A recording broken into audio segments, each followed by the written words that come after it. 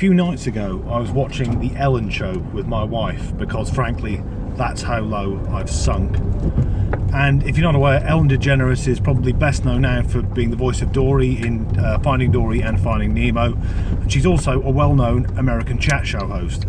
She's a skinny white lesbian, so basically her and Oprah Winfrey cancel each other out. And the audience to the Ellen show is apparently made up entirely of women who are off their meds.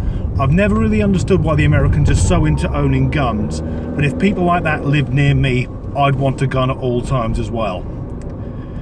But the show goes on, and some actor who I don't know who he is comes on, and it's his first time in the show, so they start showing shirtless photos of him. Now, because it's a gay woman presenting it, I guess it feels okay, but the audience goes mental. And I started thinking, how would it be if this situation was reversed? In the UK, two of our best known chat show hosts are Graham Norton and Alan Carr, both of which are gay men.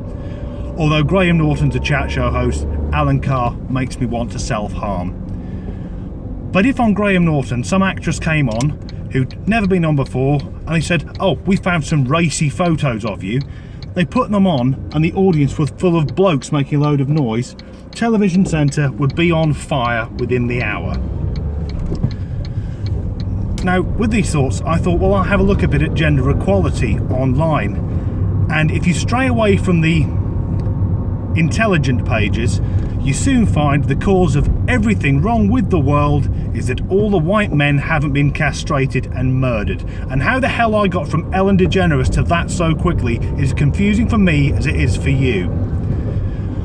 But I've had this experience before where not being castrated and murdered. I've had this experience when I used to work for a charity a couple of nights a week, and some of the other people that worked there were doing it for something to do.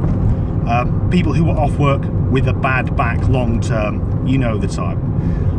But at one point I ended up with some angry women's libber screaming in my face, "You've oppressed women for thousands of years!" And this was a shock to me because at the time I was 26, and this inability to differentiate between the past and the present and classing an entire sex as the same person seems to be a common theme. Now, men have oppressed women and men continue to treat women badly, but I'm not going to feel guilty about that because I'm not fucking doing it. The same way that when I had a look on Twitter, which is the bastion of intelligence if you want a conversation, there's a thing about white people should feel guilty about slavery. And I don't feel guilty about that either, because I don't own any slaves. None of my family own any slaves. And if you want to do some education, it wasn't white Europeans moving to America who then started importing slaves that invented slavery. And if you're not sure on that, go to Egypt, look at those fucking great pyramids and ask who built them. And furthermore, if you're in Cairo and ask the average person in the street, do you feel guilty about what King Ramesses II did? They'd look at you like you were fucking mental, and rightly so. Now for me, men and women, and all races, equal, different. We have different cultures, and men and women do have different qualities. And it's not all about women have babies. You know, women don't spend their entire life pregnant. Well, there is one woman on my fucking street seeming to attempt it. I'm good at lifting heavy stuff. My wife's good at spending money.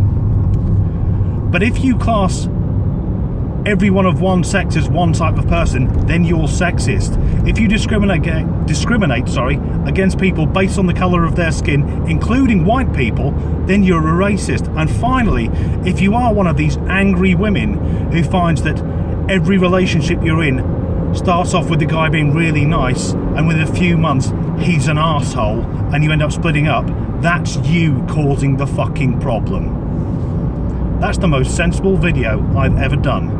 Good night.